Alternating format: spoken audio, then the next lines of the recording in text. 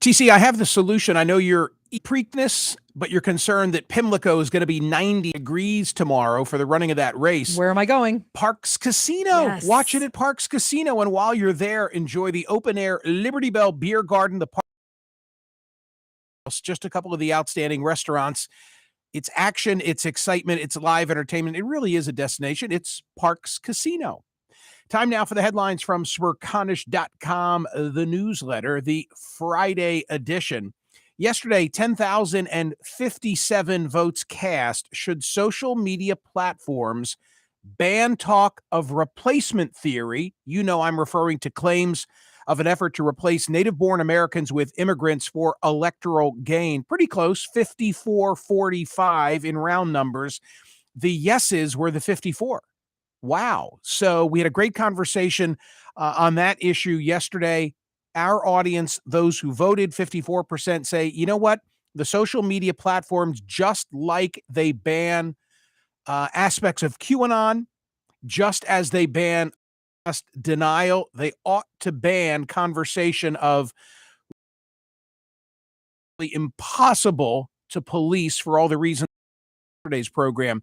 Today's survey question: do Finland and Sweden joining NATO make the U.S., not Finland and not Sweden, but the United States, more or less safe? Yesterday, in a Rose Garden ceremony, President Biden hailed Finland and Sweden's decision to join NATO as a, quote, watershed moment in European security, saying the entry of two well-armed, robust democracies would strengthen the Western alliance at a time of accusation with Russia. On that same score of Ukraine, the Senate voted 86-11 yesterday. All 11 votes were from Republicans in favor of this new $40 billion emergency package. I'm a little distressed and I news out there, and there are a lot of things that are competing for our attention, but I'm a little distressed at how, to my perception, Ukraine is fading into the recesses of our minds. Much more conversation about Johnny Depp and Amber Heard than if you want a wake-up call, and you want to appreciate the seriousness of what is still taking place in Ukraine, then go to the New York Times. It's linked in today's newsletter at Smerconish.com, and you can go to the website as well and take a look at what happened at 140 Yablonska Street in Bucha. Because the New York Times has done a video and still image investigation, which at least to me, convincingly shows how Russian soldiers executed men in Bucha. And they're heavily reliant on videotape that was supplied by a neighbor who saw pretty much the whole thing happen. The videos were filmed on March the 4th by a security camera and a witness in a nearby house, obtained by the New York Times. They are the clearest evidence yet that the men were in the custody of Russian troops minutes before being executed. All told, 9 individuals were being held. The video ends. Then there's gunfire. The captives don't return. The captives didn't return. A drone video filmed a day later, obtained by the Times, shows all the dead bodies. I mean, they've got like all the pieces, critical sequence, but there's no mystery as to what transpired there. The Russian paratroopers rounded up and intentionally executed the men who were photographed in this courtyard. Take a look at it. From the Hill today, a story about how everywhere you go in Washington, people are wondering the same thing. Joe Biden run for re-election. I say and have said consistently, I may be wrong, but I am consistent. No way. No way. TC, before we decided that the survey question today was going to be one of Finland and Sweden joining NATO, does it make us more or less safe? You and I were playing with a potential survey, kind of following up yesterday's discussion, where I said rather extemporaneously, my God, look at all the things that are going wrong. We were gathering headlines early yesterday, and all of a sudden it was COVID here and gas prices and baby formula and all of these things. And we were going to talk about one of them. And all of a sudden you said, wait a minute, what else could possibly go wrong? And that became yesterday's commentary to start the program. We were we were contemplating going with the inflation, That was it. stocks, Yes. baby formula, Yes. COVID, monkeypox. Why not? Do things get better or worse before the midterms? We didn't opt for it today. I may opt for it tomorrow because I'm thinking of doing a commentary on CNN about these issues. It's kind of funny, and I'm happy to discuss with you on YouTube the fact that we sketched out a potential commentary, Right. and then I read in Brian Stelter's newsletter that on Fox, and I haven't seen this, but that on Fox, it's a drumbeat of how bad Biden's America is. Okay, well, that's not exactly the angle that you were taking. I know, You're but saying, I don't want it to appear like I'm taking my cues. You watched me deliver my commentary yesterday without notes, where I was just going through the headlines and saying, like, holy organic. crap. It was completely organic. So no, I just never want to do anything that somebody thinks, oh, he's just copied. parroting, No. plagiarizing. That's ridiculous. Absolutely not. No, you and in fact, you sometimes go overboard not wanting to do something that someone else is doing, which is a kind of danger in this business because we're always covering the same news. Come to a similar catch-all with that. I mean, in the public school system adjacent to where you live and including where I live, including where we are right now, yes. Masks are back on as of today. I mean, each one of these things, if you break down each one of these things, we can have discussion and conversation as to whether they are Joe Biden's fault. Okay. I think it's an open question on each of them, but they're happening on his watch. Right. It doesn't matter. At some point, it doesn't matter if they're his fault or not. The fact that they're happening on his watch is just going to cause people to be totally fatigued with the status quo. And I see no scenario. He'd be 81 in November of 2024. He would be 81. And there are already questions about to what extent he's lost a step. There's no prospect. So then you say, well, even if he knows in his heart that he can't run for re-election, he can't say it. Can't say it. No, wait, I'm playing along here. I'm not agreeing with that. Oh, I am agreeing not with that. agreeing with Wait, that. you're not agreeing with that? I am not agreeing with that. He cannot say that. Why? Because he'll be a lame duck?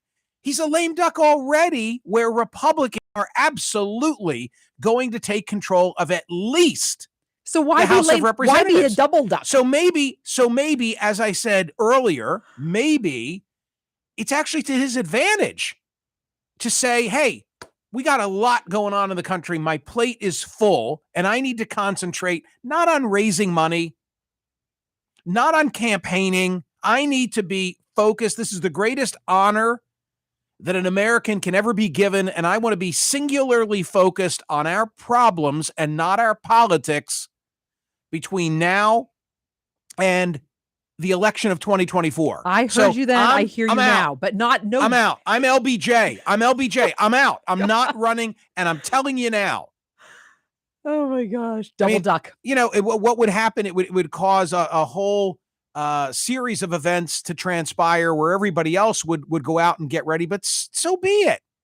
So be it. No, I'm serious. I think that there is a strong case to be made for Biden sooner than later. And sort of end the speculation.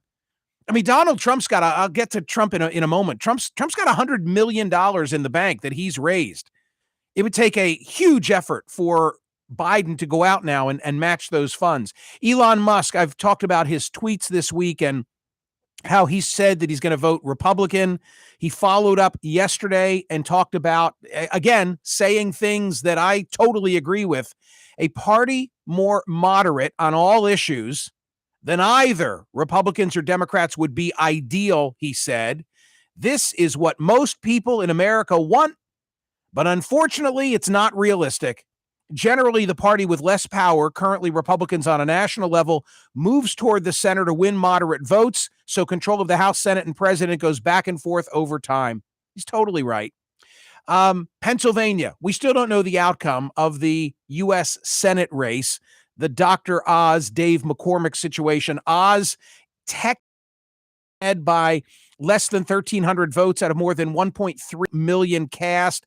No one knows exactly how many ballots are outstanding, but I can tell you this. This is as of yesterday, in the absentee ballots that had been counted as of mid-afternoon, McCormick had won 45,000, Oz 32,400. What's important here is just that I document for you the reality that McCormick does better in the absentee balloting than does Oz. I said to Anderson Cooper last night that this is like Groundhog Day.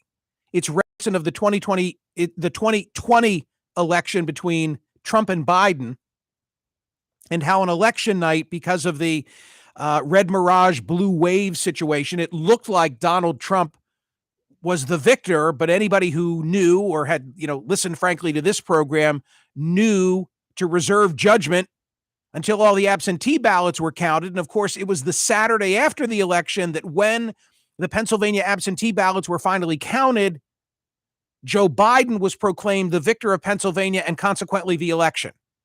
Well, there's like a drip to this now in Pennsylvania, where the gap by which Oz is leading McCormick is getting smaller and smaller. And my gut as of today, as of this Friday, is that McCormick will surpass Oz. That's what I expect to happen. From Axios, Pennsylvania edition, approximately 51,000 mail-in and absentee ballots remain to be counted as of yesterday morning, according to a spokesperson for the Department of State. Of those, an estimated 17,000 were cast by Republicans, a lot more Democratic ballots than Republican ballots by mail. On Thursday, Lancaster County had remarked and scanned approximately 16,000 mail-in ballots. Pennsylvania expected to count all the ballots within a couple of days, says the Department of State. There's going to be a recount because the margin would need to be something like 6,500 or 6,700 plus in order for there not to be a recount. So it would seem like we're headed for a recount, and the momentum appears to be on the side of Dave McCormick. So now attention shifts to Georgia on Tuesday. The Trump endorsed candidate is Sonny Perdue. Governor Brian Kemp with a 32-point lead in the survey. You know what I notice in this? I notice that a number of Republican, sort of A-listers, including Mike Pence and I think President George W. Bush, are going in for Kemp. And I think they are going in for Kemp only to needle Trump and in a race that's secure. In other words, in the same way that Trump came out for Mastriano in Pennsylvania because he knew Mastriano was going to win and he wanted to be associated with a winner, Pence didn't come out in Pennsylvania. W didn't get involved in Pennsylvania. It's only where they can take a clean shot at Trump. Another subject that I got into last night on CNN was there's a lot of conversation, and I saw in the Politico playbook today, they are tracking Trump's win-loss record. How many that he endorsed. I can even give you the statistic that they have in terms. Oh, okay. They say he's got a 64% winning percentage. I think Donald Trump gets too much credit and too much blame when it comes to the endorsement game. You know the adage, all politics are local. Mastriano won in Pennsylvania. With or without Trump, he was going to win. I think that Trump can give you a little heft, like in the case of J.D. Vance. And even if Dr. Oz loses, I think Trump benefited him. I don't think that there are people who voted against Oz because Trump endorsed him, not among Republicans. I agree with that. Yeah. So, I think it's worth something, but that there are people. You said all along that after he got the endorsement, that bumped him up. Yeah. Yeah. I thought that McCormick was ascending. Yes. Then Oz gets the nod and it sort of levels off. Right. But everybody wants to read in and blame it on Trump or give him the credit. And the reality is neither. And you're not ready to make any call yet. I think Title 42 goes away on Monday. I don't know. Litigation might delay that. I bring that up because of this headline at Smerconish.com. U.S. lawmakers urge binding vote on Puerto Rico's statehood. I have no data to support what I'm about to say. Just anecdotally, a group of Democratic congressional members, including House Majority Leader Nancy Pelosi, are proposing a plebiscite to decide whether Puerto Rico would become a state or gain some sort of independence. My gut tells me that that's another issue that would rally the Republican base. I don't think are the Republicans for or against? They're against. I don't think the for Puerto Republican Rico. base wants Puerto Rico. Interesting. That's just a gut. Okay. And it's another of those issues where Republicans, for better or worse, they've got a lot of rallying issues. They've got rallying issues. A lot of rallying issues. Now, Democrats respond and say, well, we've got abortion and Oklahoma. Okay, but Oklahoma so do the Republicans. True, they have that. That's one ways. of theirs, right? Oklahoma just now poised to implement, this is from the Oklahoman at Smerconish.com, a ban that begins at conception. Right. An abortion ban that begins at conception. I think Republicans are looking to back it up even before. I think they're looking like at condom purchase. They're looking to ban something. A twinkle in your eye? Yeah. A twinkle. The law kicks in. Right. That's good, TC. Hey, sometimes I'm funny. Wow. Are you here all week? This is the end of the week. So yes, I am here all week. North Korea, they thought they'd sealed their border and kept out COVID. Now they've got an epidemic, and the remedy, because they don't have a vaccine. Should we give them ours? I would say yes. Can't do it. Yeah. Yes. The answer is right? yes. Okay. In the meantime, how about a remedy of ginger or honeysuckle tea and a willow leaf drink? Oh, well, ginger tea does wonders for everything. It's good for the digestion. You know what I like? What? I like carrot juice and ginger. Oh, I'm to see, but what do you carrot juice and ginger? It's the carrot juice is excellent, but the ginger kick. Try that combo. I don't mean with booze. I just mean carrot juice and ginger. Juice with booze. That's amazing. A 9/11. Do you make it yourself?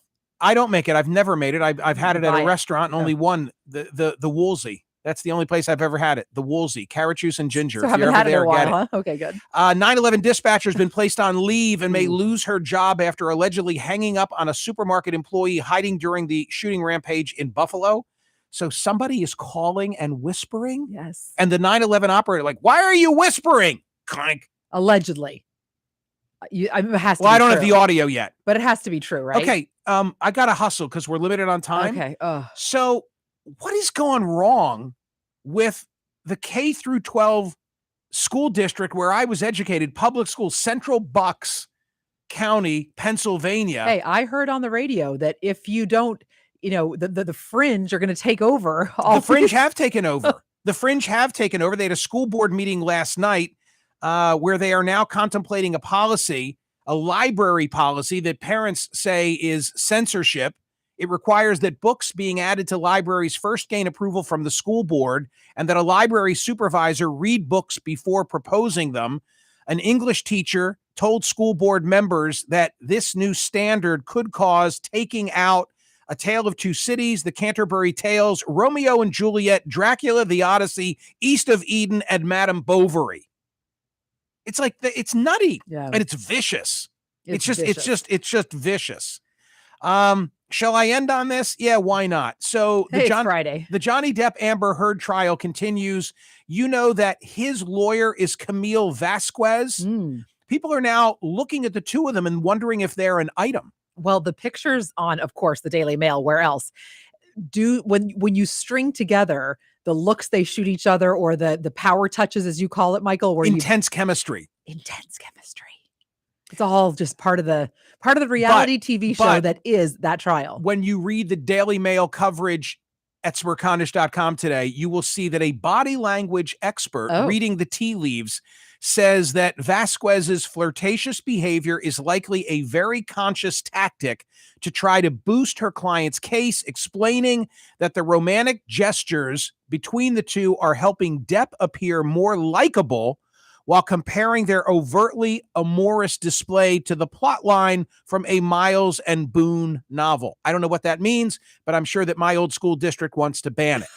Ladies and gentlemen, whack, whack. Wow. Thank you so much for listening, for watching, for subscribing to the Smerconish.com daily newsletter. Have a wonderful weekend. I will see you on CNN on Saturday morning at 9.